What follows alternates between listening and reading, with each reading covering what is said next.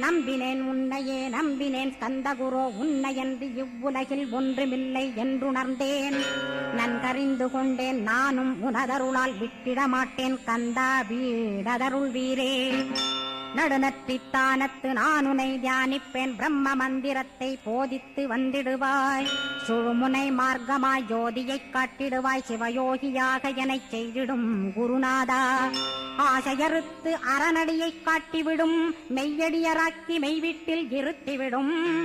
கொங்கு நாட்டிலே கோயில் கொண்ட ஸ்கந்தகுரோ கொல்லிமலை மேலே குமரகுருவானவனே.